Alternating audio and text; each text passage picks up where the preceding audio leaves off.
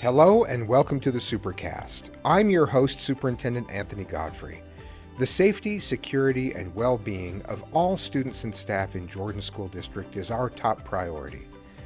On this episode of the Supercast, we sit down with the district's Emergency Operations Manager to find out more about ongoing efforts to enhance safety measures in our schools and buildings. Also, find out how a strong relationship with local law enforcement agencies, along with having school resource officers assigned to every school, is helping to reinforce our safety and security measures.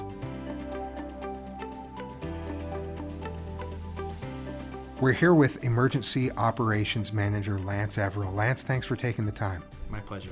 I've worked with you for a long time, and your team is on the cutting edge of making our schools as safe as possible. You're quick to respond when we do have a concern, and you guys just I can't imagine anyone doing a better job, so I really appreciate everything that you do. That's nice. Thank you very much.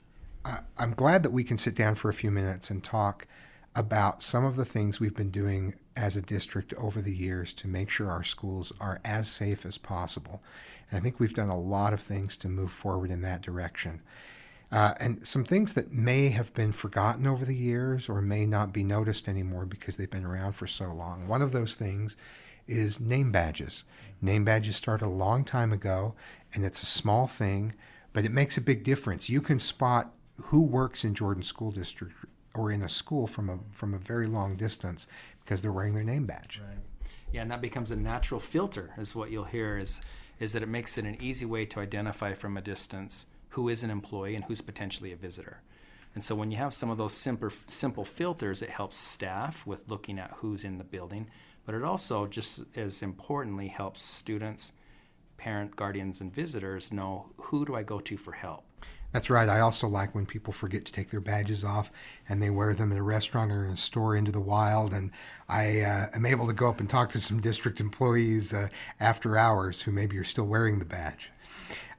There are some other things that we've done over the years, and one of those is an audit. And there's a regular audit of every school to be sure that they are compliant with the plans that we have in place for each school to make sure that they are safe. There are some small tasks, some small things that need to be maintained to be sure the building is safe. What I love about that is ever since it was put in place, I think in 2013, so it's been a long time now, that we all get an email. Everyone at the cabinet level in the administration gets an email about every school, so we have a clear sense for where the patterns are. Now, scores have soared over the years on those audits. It's brought attention to the things that needed to be done, and I think we've consistently had high scores in all of our buildings. Right. Yeah, we implemented it in February of 2013, and it's a pretty rigorous assessment where I want to say there's at least 40 indicators on there. And so our school safety specialist goes around and randomly just shows up at a school and conducts this assessment. So just like you said, the nice thing is it provides data. It shows what we're doing well, which is huge, right? We want to continue the things that we're doing well. Right. And then it also isolates the areas where we can make improvement. And it's very specific. The idea is that a school safety team, incident command team can sit down and look at those, or the district administration can look at them, and we can see the areas where we're seeing trends and routines, where we're doing well and where we can improve.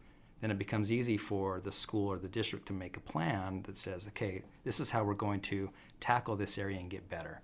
So just like you had mentioned, what we've seen since 2013 is a gradual increase in scores and performance overall. So there's such a culture of safety and security and just more attention to it and more of knowing what those expectations are. Now, along with that, there's a lot of training that happens as well. There's a regular training, regular drills that are required by law, but all of those drills are done following that same protocol. Can you talk a little bit about that? Clear back in as early as 1999. Back in the 1900s. Yeah, back in the 1900s. Jordan School District, in response to some of the critical events that have been happening around the nation, and specifically was Columbine High School on April 20th of 1999, the district hired an outside law enforcement professional team to develop an incident command manual specific to Jordan School District. And it's designed to follow the FEMA, the National Incident Management System, but written specific for schools. And we have used that same system ever since. we update it to grow with the times, Right. to modernize.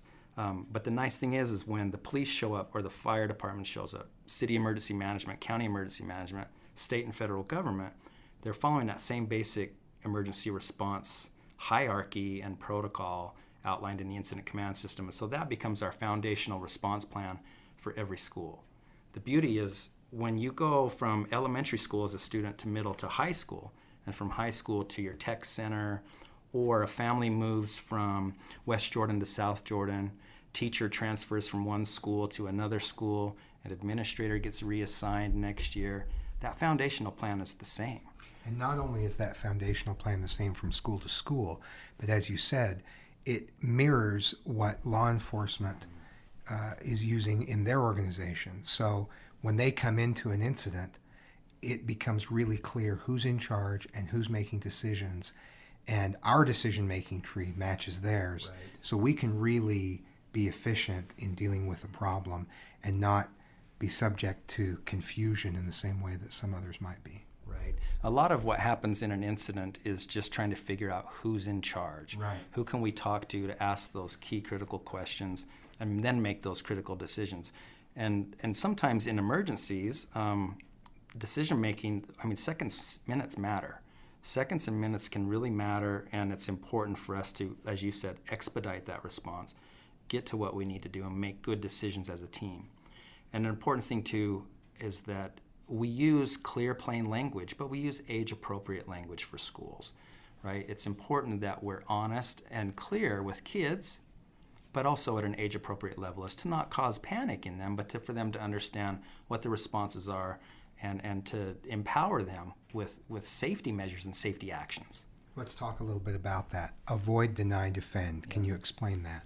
So Avoid, Deny, Defend is a great program that was implemented, I don't know exactly how many years, within this last decade. And we heard back in the past there was run, hide, fight, and it's these situations to deal with a violence, a violent intruder or some type of violence thing going on in the environment. Avoid, Deny, Defend became a really good program for Jordan School District to look at when you talk about the nature of our business, right? Kindergarten through 12th grade, educators in schools. So you talk about that avoid aspect of it, and it's just kind of this response continuum. And really, Avoid, Deny, Defend doesn't just have to be applied to violence. It can be applied to any type of an emergency situation. Any student at any age can see a problem or feel like they're nervous or at risk, and they can avoid that problem and get away from it. And then we can teach kids in an age-appropriate way to get help, to report things when they see things, and that's huge. Right. So the best way to deal with the problem is go the opposite direction and report it. The deny response piece of that is something our schools have been doing for years, and that's when we do a lockout, which locks a potentially dangerous person or situation outside of the school, and we stay on heightened alert inside of the school.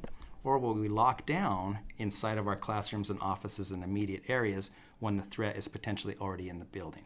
So that locking down by locking those doors, creating a physical barrier between us and a threat, denies them immediate access to you. And so these are logical things that we can teach kids of any age about locking doors to protect yourself and to stay on the opposite side. Right.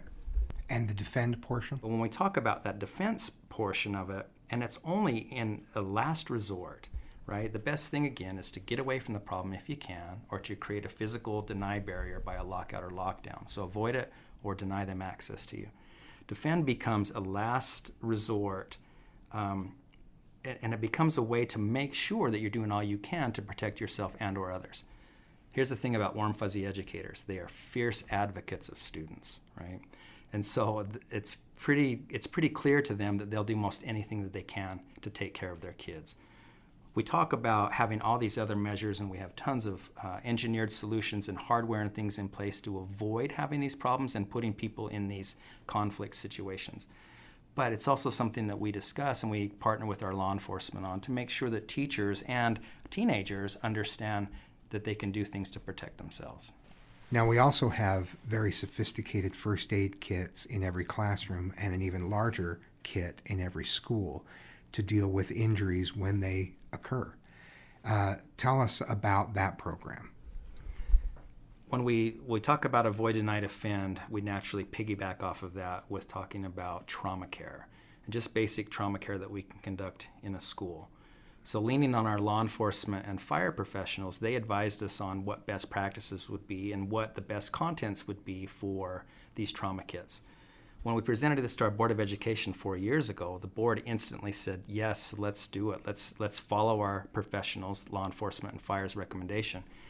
And the board said, let's order these kits. We have been able to put a classroom kit, and there's almost 3,200 of them out there, in every dedicated classroom inside of Jordan School District. Additionally, like you said, we have larger wall-mounted kits, one next to every wall-mounted AED in every school. Plus, we also put additional larger wall-mounted kits in large mass gathering areas like gyms, cafeterias, auditoriums, commons. So the whole idea is that we have tourniquets, pressure bandages, and great tools like that available on top of our regular first aid kits to be able to help people in those critical moments until the first responders can get there and give them proper medical care. Tell me about the specific drills that are required throughout the year. Elementary schools are required to do at least one drill per month.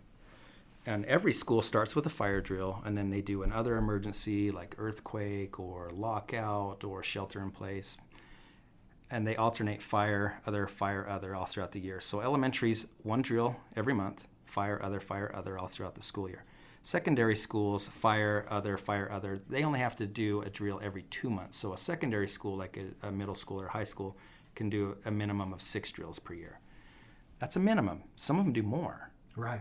And they do what I like to call twofers, right? And so when we do the Great Shakeout around the 3rd week of April with the state practicing for those earthquakes, then the school has an opportunity to do an earthquake drill and to practice drop, covering, and holding.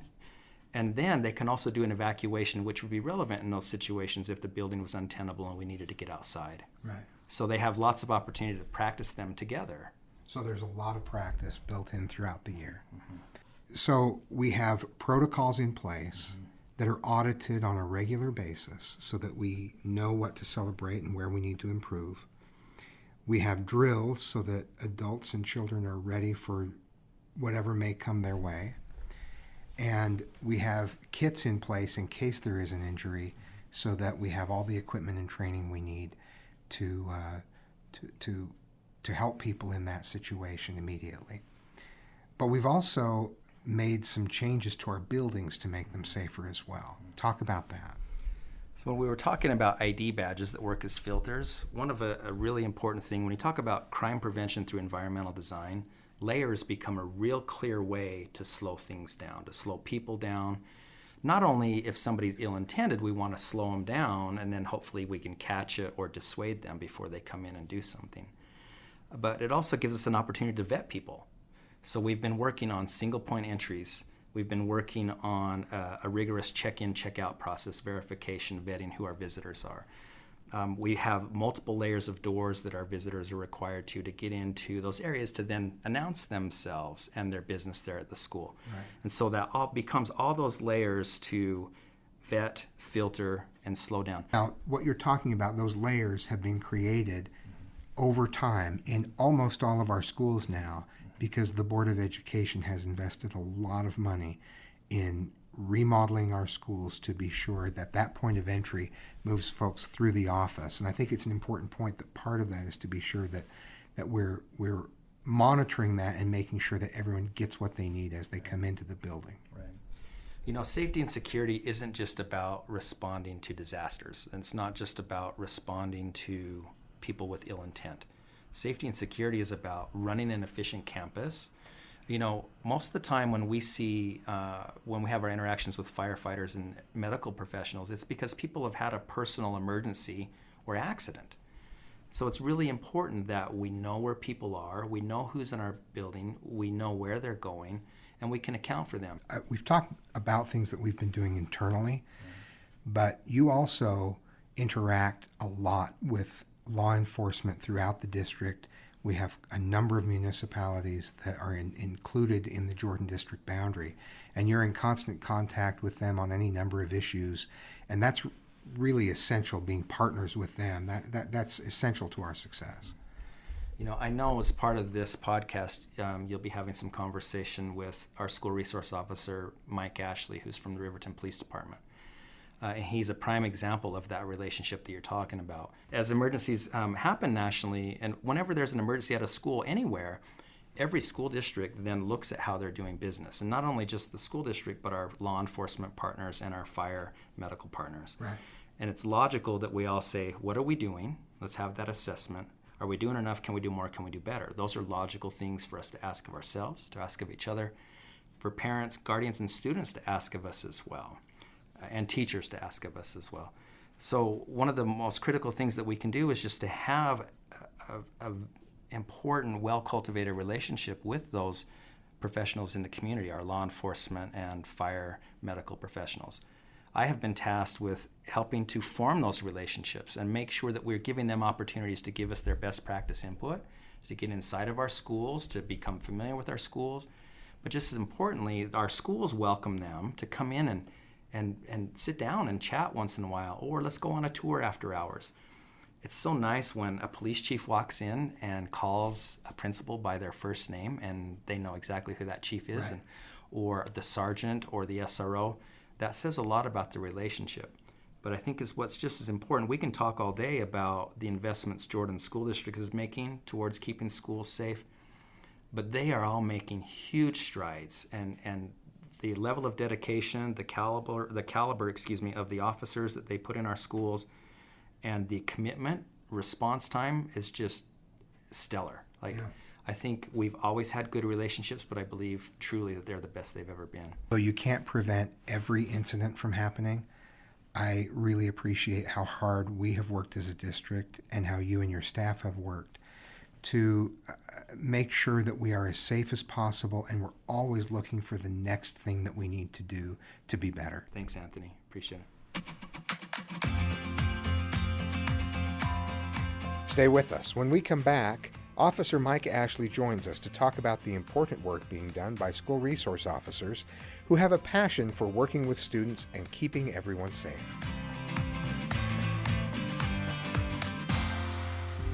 Do you simply love learning online? We can't wait to have you join the amazing teachers in our brand new Jordan Virtual Learning Academy.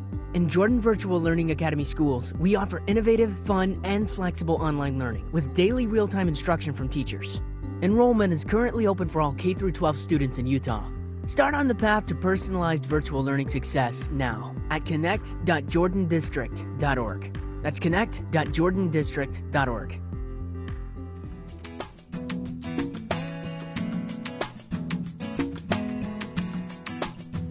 We're here with Detective Ashley, the school resource officer at Oker Hills Middle School, but much more. You're everywhere. You've been a DARE officer over the years, and you've really advanced things for us in terms of safety with just giving us the opportunity to talk things through with you and sharing your ideas along the way.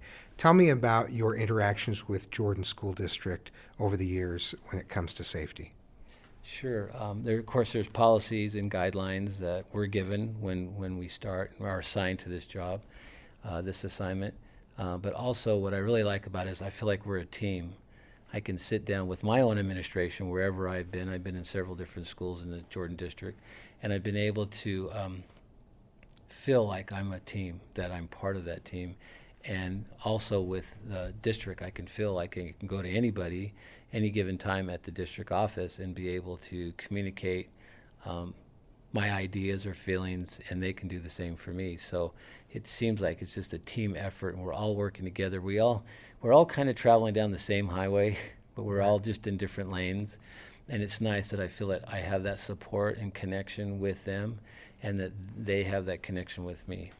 I like to say that we have the same goals but different roles. And I really have felt that teamwork from you and from the officers we work with throughout the district. Tell me, one of the innovations that you were responsible for here at Oker Hills Middle School was color coding all of the hallways. Tell me about that. Yeah, so there was an incident that happened, not at our school, but that I saw that the numbers sometimes on the halls are confusing for our officers that respond. And a lot of departments do this where they hand out maps and do have guidelines and training, which is awesome. A lot of them train in their own schools, which really helps us prevent any future problems. But one of the things for our school was that we decided to put color codes. We have like a tape running across down one of the hallways, like a blue hallway, and then it'll cross over to a yellow hallway, which it has a line like you would see on a road. And the one good purpose for it was our 7th graders, when they can't find their way around to class, it was able to give them to go by color codes instead of by the hallways. I walk into a lot of schools, and some of them are very large, and a lot of them have similar layouts, and sometimes the layouts flip-flopped, and I get confused a lot. So I really like the color coding. I think that can help a lot of people, not just law enforcement. Yeah, and then when I showed, of course, my chief supported it too, and so did the district. And then when we had officers respond from the outside, they can see what color that hallway is in before they even go down that hallway. So it makes it easy for them to know where we're at if something occurs. Helps everyone be in the right place at the right time. Yeah. Now, I know that you have personally been creative in thinking about ways that you can connect with the community and help prevent problems before they happen and create a positive relationship between the police and the community. Tell me about some of the things that you've put in place. Sure. I started off when our department started with business contacts, because those are the people that support us a lot of times. And so the first thing is to give them the numbers that they can contact us with. And so that was our first step, is just introducing ourselves as a new department and giving that information they would need to contact us. And then from there, since I worked in the schools, I wanted to reach out with a message. So the message was either crime prevention message or a message of hardship card where it had a list of numbers that people could call if you had somebody that was addicted, had addictions, or homeless, or domestic violence. All the numbers that people always want me to, that reach out, that need help, that sometimes they may not want to call 911.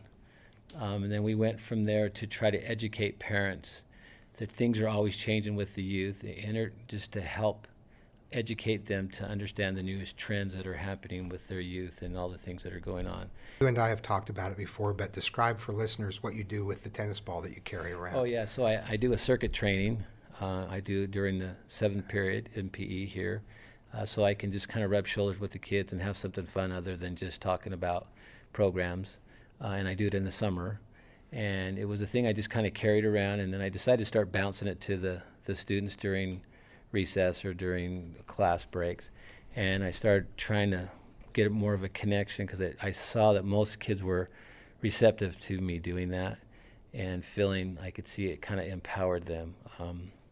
So if someone's walking down the hall you want to connect with, you bounce the tennis ball their way, and instinctively you catch it. Yeah. And now you've made a connection with that person, and you've kind of opened a dialogue. Yeah, and it doesn't matter what state they are and how they're feeling that day, or maybe they're feeling down. It just kind of hopefully lifts their day.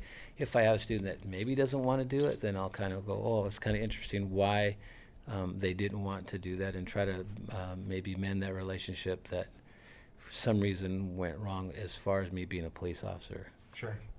I really feel strong about is, and I know I talked this with Lance, was if you know the businesses, and you know the kids, and you know the parents, and you know your senior citizens, you know the community.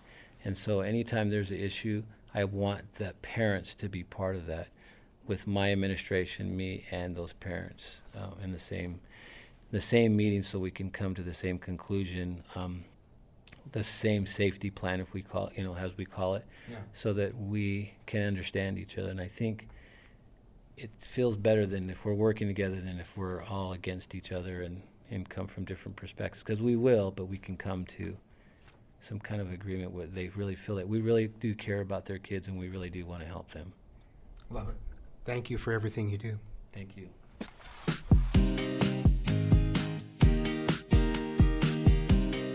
Thanks for joining us on another episode of the Supercast. Remember, education is the most important thing you'll do today. We'll see you out there.